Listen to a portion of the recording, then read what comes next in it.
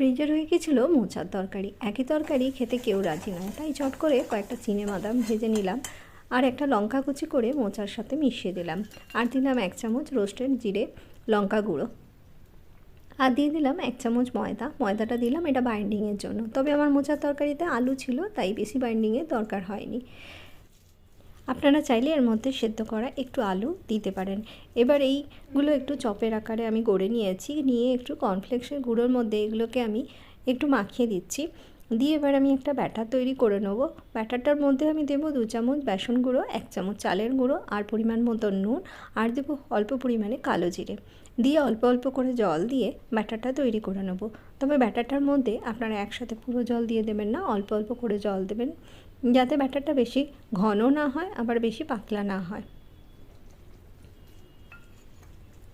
ব্যাটারটা তৈরি হয়ে গেলে আমি 2-3 মিনিটের জন্য একটুখানি রেখে দেবো। রেখে দিয়ে অপরদিকে আমি গ্যাসের মধ্যে বসিয়ে দেবো কড়া, তার মধ্যে দিয়ে দেবো তেল। এখানে সর্ষে তেল ইউজ করেছি। তার মধ্যে একটা চপকে বেসনের গোলায় ডুবিয়ে আমি তেলের মধ্যে ছেড়ে দেবো। দিলে এপাশ ওপাশ করে ভেজে নিলেই আমার মোচার চপ একদম রেডি হয়ে যাবে। বিকেলে চায়ের সঙ্গে গরম গরম এইভাবে মোচার চপ পেয়ে সকলের মুখে হাসিও ফুটলো আর আমার মোচার তরকারিও শেষ হয়ে গেল। আপনারা অবশ্যই এরকমভাবে একবার বানিয়ে খেয়ে দেখবেন।